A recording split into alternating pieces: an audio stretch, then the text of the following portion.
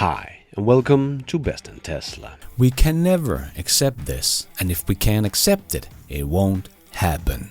This statement came from a leading official of the European car industry's umbrella organization referring to limiting CO2 emission from new cars back in 2005. In retrospect, it is hard to imagine anyone could say such a thing in the 21st century. But for Europe's powerful car industry, this attitude was normal. What he didn't know was those old certainties was changing fast. Within a year from that statement, his industry's control over legislation would be falling apart. Yes, the old legacy automakers has been fighting against the European emission standard for decades. They have been caught lying and cheating multiple times and even continues to this day. So I would like to show you a little bit of history through the eyes of T&E, Transport and Environment, a European NGO that has been fighting the legacy automakers for 30 years to get them to lower their emissions from their cars. Because as you can see, 60 years of progress from legacy automakers is no progress at all, as Transport and Environment has some great insights to this battle. And the European automakers was untouchable here in Europe, but they also sold cars globally, and the US Environmental Protection Agency, EPA, really showed off their true colors, and the European legacy automakers did no longer have immunity. And we got Dieselgate, and their house of cards is collapsing. They still fight and cheat to this day. As you will see in this video, they are not ramping up EVs as fast as they can or want to make you believe. They are ramping up exactly as fast as they are forced to, not 1 inch more. So let's check it all out and let's dive right in.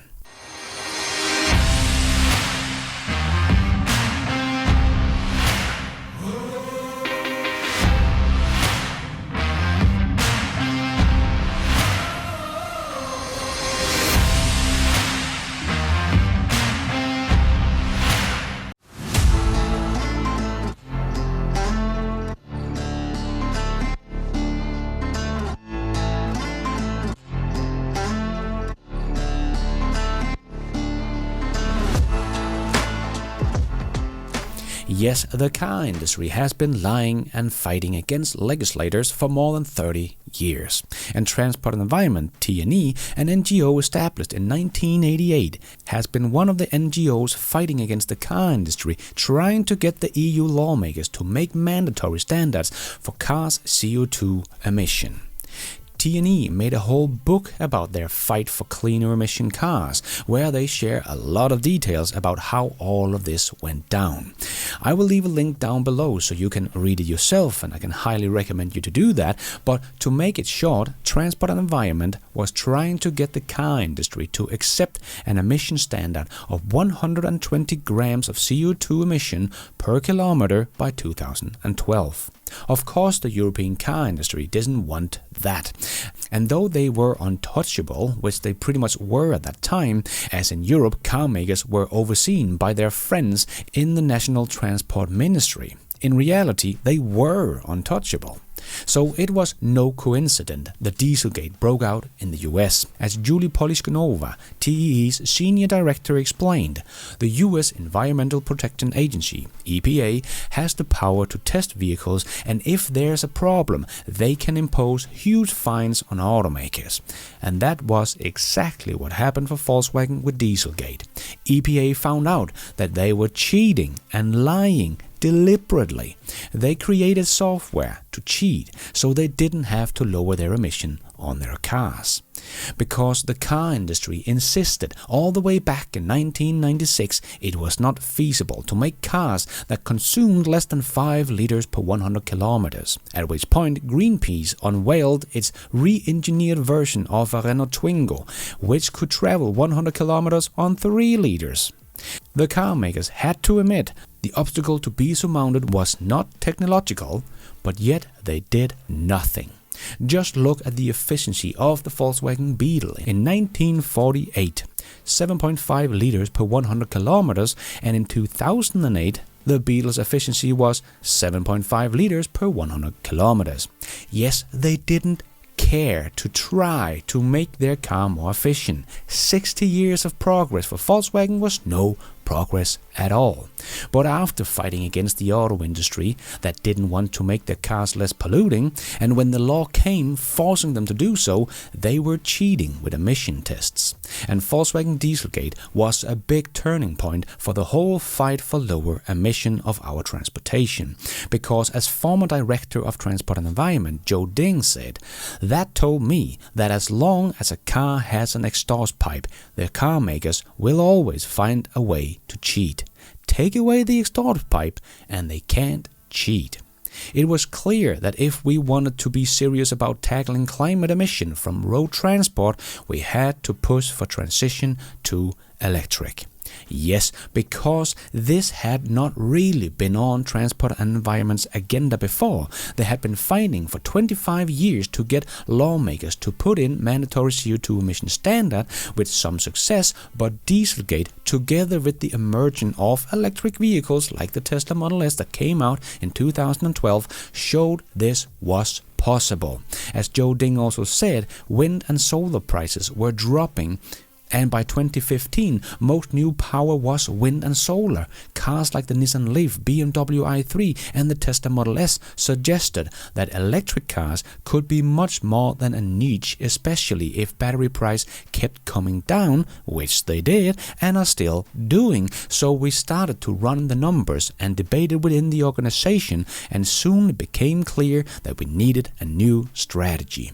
And this was the moment when the laws we have officially got today started to take shape, and the European politician could also start to see that the European car makers were investing 7 times more money in producing EVs in China than in Europe, because China was starting to shift to EVs, and therefore no incentive, or rather law forcing them to make them in the EU at that point. And as Joe Ding continues, this was key in convincing EU lawmakers to accept a higher 2030 target of lowering their target of 37.5%, much to the dismay of the auto CEO. The EU Commission presented a law requiring 55% emission reduction from new cars between 2021 to 2030, as well as a goal of no CO2 emission per kilometers by 2035. And this could make Europe, the birthplace of the internal combustion engine, the first continent to say goodbye to cars running on oil. Well, if China doesn't beat us to the punch, of course. But in 2020, the new target was approved, set a fleet-wide target of 95 grams of CO2 per kilometer for the year 2020 to 2024. So this year. That is pretty much only possible if you make EVs, as no one has ICE cars that are that efficient. But as you can see on this list of car makers, they only just applied to the target in 2020, and we can see Volkswagen did miss the target by 0.5 gram per kilometers driven in 2020, and that little miss cost them more than 100 million euros in penalties. And remember, Tesla still in 2023 earned something like $2.2 billion in regulatory credit. So if some of these automakers were not able to buy CO2 credits from someone like Tesla, they would not even be below the little green dot on this chart. So this also explains why car makers are not ramping up as fast as someone like Tesla could. They say they will, but because they firstly didn't believe Tesla could ramp up as fast as they're doing, but secondly, as we can see on this list here, they make just enough not to get a fine, and that is it, because they lose money on every EV they sell, so they don't want to make too many, but if they don't sell EVs, they will not get to their CO2 target and get even bigger fines. So they only do as much as they are forced to do, like Hyundai and Kia that makes very good EVs and have been doing so for many years. They are also only just making enough to be underneath the target, no more. And we can see on the most recent charts, they are only so slightly moving, and that is probably because new stricter emission targets are coming in 2025. So we see the automakers do not really want to make EVs, they are forced to do it. Like Ford CEO has just said, they are losing $5 billion on selling EVs in 2024. And that is why they're now behind, because they didn't start taking EVs seriously before they were forced to do so. And because they are not really going all in, they are actually struggling a bit just to make the ones they want, and therefore have to buy credits for someone like Tesla. As every automotive analyst has been saying for years that Tesla will no longer make money on credits, but as we can see, Tesla is probably going to make more money on credits this year as they did last year, and the year before that, and the year before that. Yes, the competition is coming, but painfully slow. It must be very painful just to hand over hundreds of millions of dollars to your competitor Tesla because they can't keep up. And in 2025, not only are the emission targets going to be stricter, but the hybrids will also lose some of their utility factor.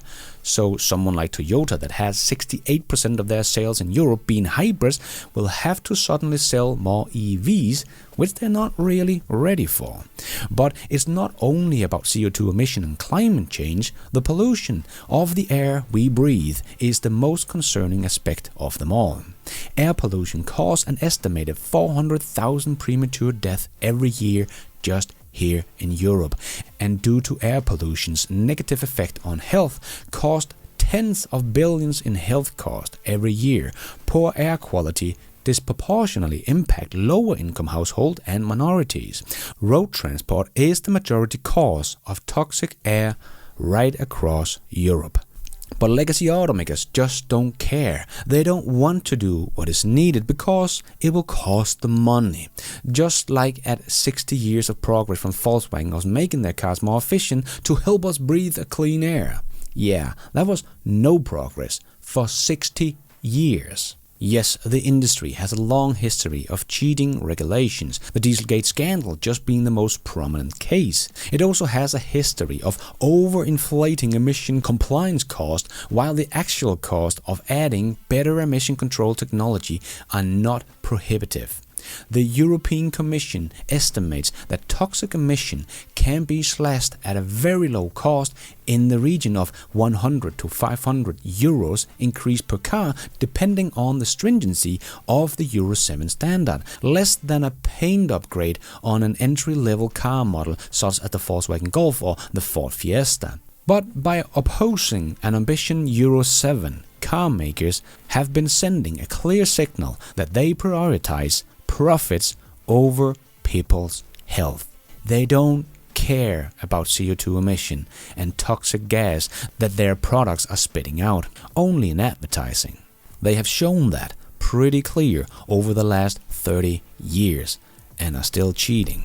Since the early days of the first Euro pollution standard, the car industry has claimed that emission limits are not feasible, lobbying to weaken and delay them. Daimler, Volkswagen, BMW, Audi and Porsche went as far as illegally colluding to delay the development and use of selective catalyst reduction (SRC) emission control technology to reduce toxic NOx emission, despite its maturity.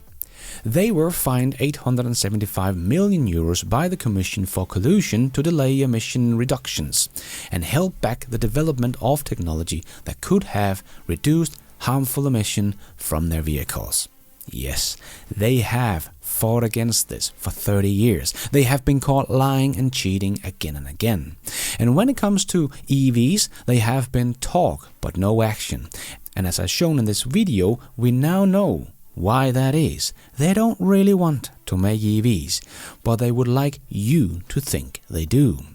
So I'm sorry, legacy automakers, but what is happening right now to you guys? You really had it coming.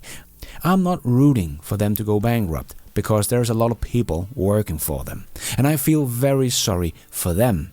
And the transition to EVs will happen faster if we have them here making the amount of EVs they can than if they weren't here. But it's hard to feel sorry for the board members and leaders of these companies that has been deliberately lying and cheating to us all for their profits. There is a little girl called Karma, and the legacy automakers might get to know her a little bit better over the next couple of years. Good luck. And thank you for watching. And until next time, take care out there and be nice.